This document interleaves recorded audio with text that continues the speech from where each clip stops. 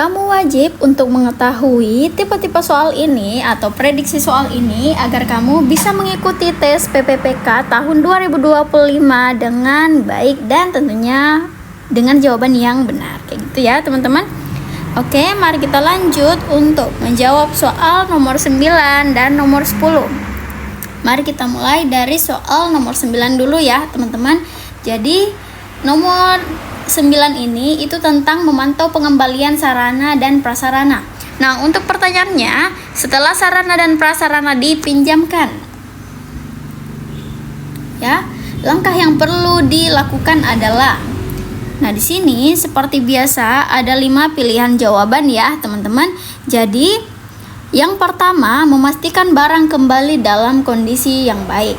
Jadi langkah pertama dan yang paling penting setelah sarana dan prasarana dipinjamkan ialah memastikan barang yang kembali itu dalam kondisi yang baik ya, teman-teman. Hal ini itu dilakukan untuk menjaga agar barang tersebut tetap layak digunakan untuk peminjaman berikutnya dan sesuai dengan prosedur pengawasan peminjaman, sehingga pilihan jawaban A bisa menjadi pilihan jawaban yang benar. Tapi mari kita tetap cek dulu aja keempat pilihan jawaban yang tersedia.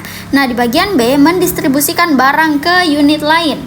Nah, jadi distribusi barang itu merupakan proses terpisah dari pengembalian ya, teman-teman. Nah, distribusi itu dilakukan ketika ada kebutuhan untuk mengalokasikan barang ke unit lain, bukan sebagai langkah pengembalian ya, teman-teman, sehingga pilihan B ini tidak relevan dengan soal yang disajikan. Kemudian yang C, mengatur penggunaan barang yang dipinjamkan. Nah, yang bagian C, pengaturan penggunaan dilakukan sebelum barang dipinjam ya, sebelum barang dipinjam, jadi bukan saat pengembalian. Oke. Kemudian yang bagian D, melaporkan kerusakan sarana. Jadi melaporkan kerusakan adalah tindakan lanjutan.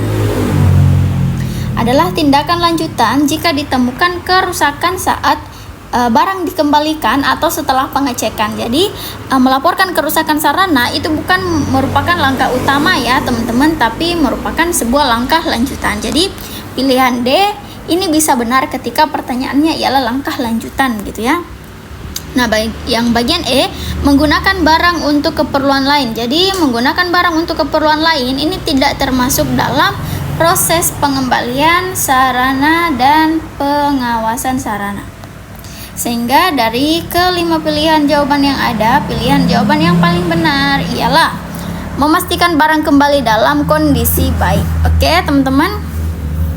Jadi ini itu merupakan tampilan dari ebook Mars Entertainment. So, bagi teman-teman yang mau mendapatkan ebook ini dengan harga yang terjangkau, yang disertai dengan kisi-kisi, kemudian materi sesuai kisi-kisi, serta beberapa beberapa contoh soal sekitar 100 gitu ya, yang disertai juga dengan kunci jawaban dan pembahasannya. Teman-teman bisa mendapatkan ini dengan menghubungi admin kami sesuai dengan nomor yang tertera di layar atau mengakses link kami.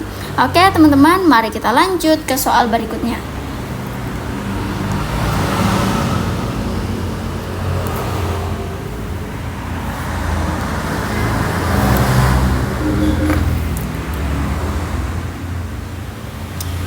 Oke, sekarang kita beralih ke soal nomor 10, yaitu menyusun laporan penggunaan sarana dan prasarana. Nah, jadi soalnya ialah laporan penggunaan sarana dan prasarana harus mencakup, seperti biasa ada 5 pilihan jawaban juga ya, teman-teman. Mari kita mulai seleksi pilihan jawaban yang disediakan. Yang bagian A, waktu dan tempat peminjaman. Jadi yang bagian A, informasi ini penting tapi hanya dari sebagian dari laporan yang dibutuhkan, karena yang kita bahas ialah laporan penggunaan ya, teman-teman. Kemudian yang bagian B, kondisi barang dan waktu pengembalian. Nah, kondisi barang dan waktu pengembalian, jadi informasi ini juga penting untuk memastikan kalau barang yang dikembalikan itu dalam kondisi baik, tetapi laporan yang lengkap membutuhkan data tambahan gitu ya teman-teman. Nah kemudian yang bagian C, nomor katalog barang. Jadi nomor katalog barang itu juga berguna untuk mengidentifikasi barang mana yang dipinjam tetapi tidak mencakup seluruh elemen dari laporan penggunaan.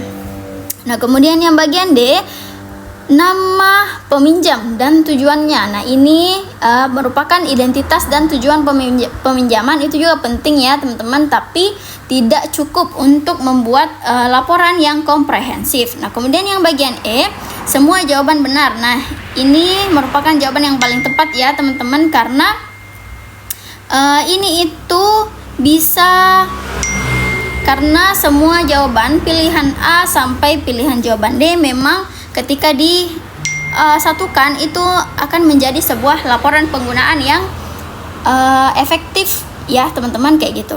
Jadi untuk soal nomor 10 pilihan jawaban yang paling tepat ialah yang bagian E, semua jawaban benar. Jadi laporan itu mestinya mencakup waktu dan tempat peminjaman, kemudian kondisi barang dan waktu pengembalian, nomor katalog barang, serta nama peminjam dan tujuannya. Oke teman-teman, segitu aja dulu video kita hari ini. Jadi bagi teman-teman yang ingin memiliki ebook ini, jangan lupa untuk menghubungi admin kami segera ya teman-teman. Oke, sampai jumpa di video berikutnya.